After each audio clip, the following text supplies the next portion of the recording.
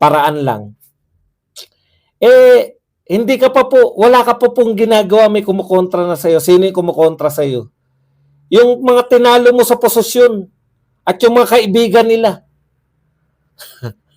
Hindi naman yung ikaw yung lalo na ako nung panahon na naging leader ako po yung pinakabata doon sa mga naghangad na maging leader. Mas may edad po sa akin lahat nung tinalo ko. Oh. Wala pa po akong ginagawa. Wala pa akong ginagawa. May kumukontra na sa akin. Yung kumukontra na yun yung tinalo ko, yung mga naghangad ng posisyon ko na ako nakakuha. Kahit wala ka pang ginagawa, nakakontra na sa'yo yung mga tao na yun at yung mga kaalyado niya o yung mga kaibigan. Kaya doon magbubukas yung isip mo. Being a leader, laging may parte po yung pagkontra. Si Anticler, ang basa ko dito, never to naging leader. Kaya hindi niya alam na bahagi po ng demokrasya yung mayroong mga fiscalizer. Yung mga meron pong opozisyonista. Yan yung sinabi ni Tatay Digong noon sa kanyang Gikan sa Masa. Isa sa mga episode ng Gikan sa Masa. Willing siyang maging fiscalizer. Willing siyang siya yung magiging kahit siya lang mag-isa at that time. Kasi siyempre bagong-bago pa si Marcos, marami pang kakampi. Hindi po pwede Anticler na gusto mo lahat nakasuporta. Dapat wini-welcome niya yan. O isa pa na mali. Kaya nga sinagot siya ni Bato. Alam mo kung ano sinabi ni Bato sa kanya? Ito sabi ni Bato. Kung gusto nila na magandang samahan between natitira pang mga taon ni Marcos tsaka yung mga oposisyon. Ito po ang sagot ni Bato diyan sa obstructionist ni Anticler. Kung gusto nila na magandang samahan, do not start with warning or threatening the senators. Yan po ang sabi ni Bato. Wag kayong magsimula. Nakakahalal pa lang po. Putya. Hindi marunong magbasa to si Anticler Number 1 senator yung mga sinasabihan ninyo na magiging obstructionist. Number 1 senator yan. Tinambakan yung pinakamataas na boto nyo. Tinambakan ng 10 milyon tapos sasabihin nyo obstructionist. Wala talaga sa hulog. Yun po yun. Okay. Naging leader daw si Anticler. Naging leader ng chismosa.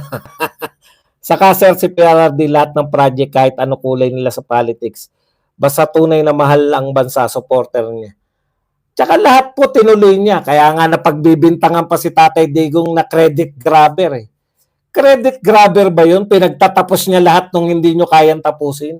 Bakit ilang taon ba si Tatay Digong nanangkulan? Ilang taon din yung masinundan niya? 6 na taon lang Bakit siya Tatay Digong? Maraming nasimulan, maraming natapos.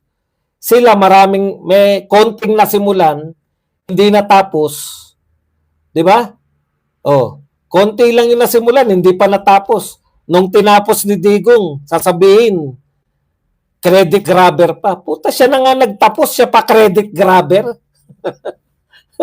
hindi ko maunawaan May reason bakit hindi nila natapos yan. Alam nyo, sabi ni Mark Villar, kung bakit hindi natapos nila Pinoy maraming proyekto.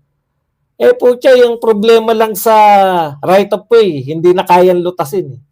Ganyan din si Marcos, parehong-pareho. Bet wala natatapos na proyekto si Marcos. Right of way pa lang, problema na Si Tatay Digong sa tingin nyo may right of way na problem? Kaya maraming napatapos si Digong. Ano lang to yung malalaking proyekto na infrastructure.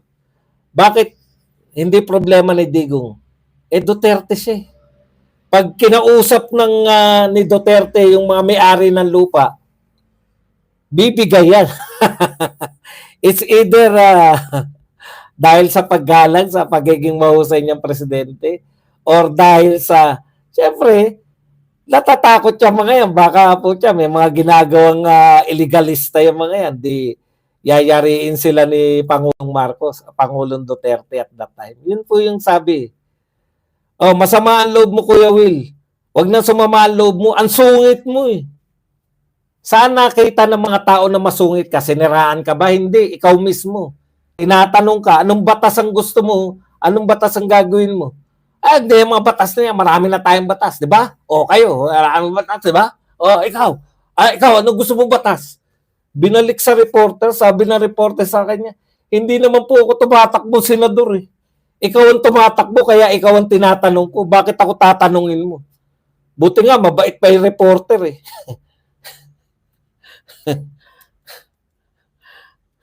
Di ba?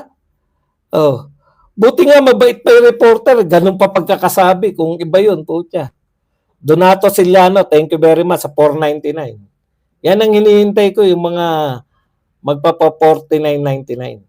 Magaspang talaga. Tapos nakita ka pa, galit na galit ka, namimigay ng jacket. Hindi na po kinakailangan siraan ka eh. Yung mga video na nakikita sa social media, yun po nagpatalo sa'yo. Tanong, makauwi na daw si PRRD ayon kay Hanilet? Hopefully. Tuwan-tuwa naman si Ma'am Hanilet.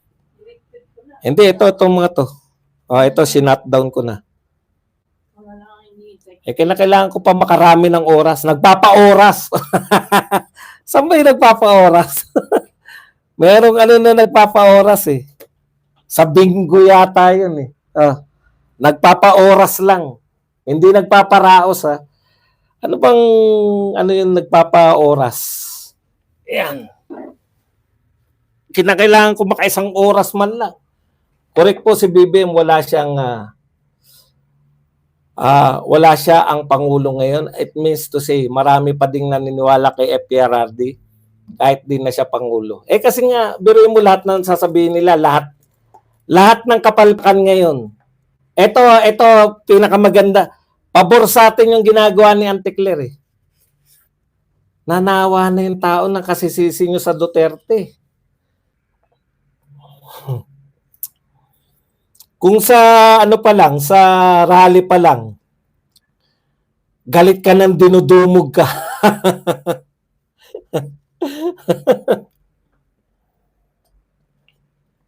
Wala ka talagang karapatang maging pinuno, Kuya Will. Sabi ni Ronald Llamas, kailangan na tanggalin ng PCO ni BBM kasi palpak.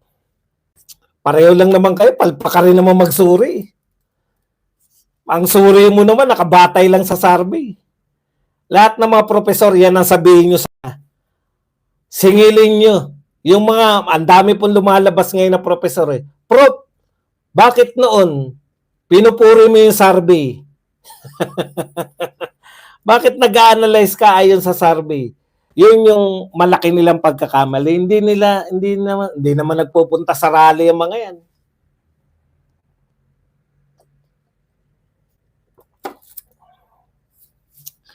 Kaya ang lakas ng survey company noon, ang lakas kumita. Ngayon, masisira po kayo. Hindi lang isa, dalawa ang niligwak ninyo. Ang dami. Ang dami nyo sinasabing mananalo, natalo. Ang dami nyo sinasabing mangunguna. Nakakadalawa na kayo sa mga Duterte. Sabi nyo mangunguna si Rafi Tulfo noong nakaraan. Sino nanguna? Duterte. Robin Padilla. Boss Buds, mataas masyado ang pangarap ni Kuya Will. Yung nga stampensasyon niya. Noon, hindi niya ma-handle. Gusto pang maging senador. Tinanong po siya, dapat man lang nagkonsulta ka, Kuya Will, para meron kang sasabihin. Pag ako nanalo, tututukan ko, edukasyon, o kung ano pa man. Hindi, direkta, nyabang eh. Sabi niya, ang dami ng batas, ba't pa ako puta, galit. Pag tinatanong mo kung anong gagawin niya sa Senado. Alam mo yan, viral yan. Marunong magbasa yung mga marunong manood. Tapos ngayon, sinisisi mo na naman mga tao. Lahat kami natutuwa na natalo ka.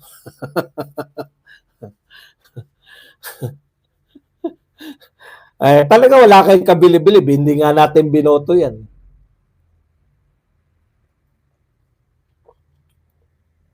Hindi raw halal kundi hangal.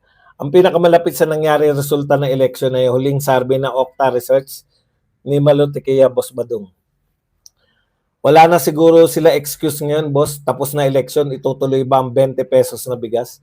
Yan na po, tinutuloy na po nila. Yan lang po yan, ganyan lang po. Magbebenta sa mga Kadiwa Center. Kayo po ba? Matagal na may Kadiwa eh. Sino sa inyo nakabili na sa Kadiwa Center? Doon lang po yan sa Kadiwa, pang Kadiwa lang po yan. Mayroon pong bilyong-bilyong pondo. Pag napondohan, na bilyon, itutuloy po nila yan. Bakit naman nila hindi itutuloy? Bad si Bam talaga ang gumawa ng batas ng pre-college. Kasi pag nag-research ka, si Ralph Recto ang author ng batas na pre-college. Si Bam isa lang pala co-author sa batas na pre-college. Alam niyo po, tama si Willie Rebillame. Marami pong batas. Pero pag hindi po pinatupad yung mga batas, meaning, hindi po yan binadgetan ng presidente ng Pilipinas. Wala pong silbihan. Wala pong silbihan. Kaya nga, iba yung gumagawa ng batas. Iba yung nagpapatupad ng batas. Kaya nga, malaki ang pagtingin natin sa nagpapatupad ng batas. Kasi siya po yung nagpapatupad eh. Kung may batas nga, hindi niya naman binadgetan. Pre-education, sinasabi, dapat budgetan. Eh kung hindi binadgetan, oh. Kaya yan, hindi pwedeng sabihin proyekto to ni Bam Aquino. Ito ay proyekto ni Tatay Digong. Siya nagpatupad eh. Ideya lang, kumbaga ideya lang sila. Kung hindi po ipapatupad yan, wala rin po silbi yan. Ang president ang pumipirma at nagpapatupad ng batas kaya malaking credit. Hindi po malaking credit, kanya talaga yun. Kanya po talaga yun. Kasi in the first place, hindi po papasay ang batas pag hindi niya sinabi na akin yan. Alam niyo ba yun? Mahirapan po. Kaya pati po yung pag-prioritize ng mga paggawa ng batas, presidente pa rin po yan. Kaya sinasabi nila na ibig sabihin, inayunan ng presidente yung mga ideya nyo, kanya na po yun. Hindi porket ako nagpatupad eh. Kunwari, o para mas maunawaan nyo na lang, yung principal sa isang eskwelahan. Marami nagsasuggest, di ba? O, suggestion sir, baka pwede ito pagawa mo. Pag pinagawa ng principal yan, kaninong ano yan? Kaninong proyekto? Sa principal. Yung principal namin, pinabakuran lahat ng eskwelahan. Hindi naman sa nag-suggest na teacher eh. Umayon yung principal sa suggestion ng teacher. Pero ang naghanap ng pondo, ang naglakad-lakad niya, hindi naman po yung teacher eh. Yun po pinaka-importante, lahat po ng ideya magaganda. Pero yung principal po, nagpunta sa mayor, sa governor, sa mga congressman, Gob, sa iyo yung unahan. Mayor, sa iyo yung dalawang gilid. Kung, bata mo ko kung. Sa iyo yung sa iyo yung likod. Si maraming nakakakitang tao dun eh. Lalagay natin na malaki. Ganun po yung, kaya po yung proyekto ng principal. Ganun din po, yung lahat ng proyekto ng pamahalaan, credit po yan sa presidente. Kasi kung hindi niya yan nakita, baka nga sinabi niya pa yan, eto gusto ko pre-education. Gusto pala ng presidente to. Mag-o-author ako ng pre-education.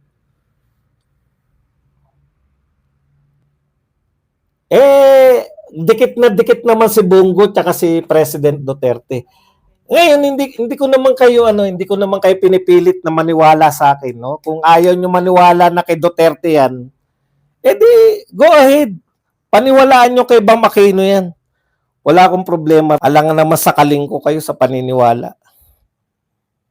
Kung ayaw nyo maniwala na pinatupad ni Duterte yan, wala pong pilitan ngayon, kanya-kanya pong paniniwala yan. Kahit nga sabihin nyo pa na ang presidente natin napakagaling. Pwede ko ba kayong pilitin? Di ba? Pinagpipilitan nyo na kay Bam Aquino yan. Anong magagawa natin? Talagang gano'n ang buhay. Hindi na po uso pilitan ngayon. Kung sa tingin nyo, Kay Bam Aquino yan. Eh di kay Bam Aquino, tapos. Tignan nyo na rin kung sinong gumawa ng 10 years na passport. Pasalamatan nyo na rin. Diba?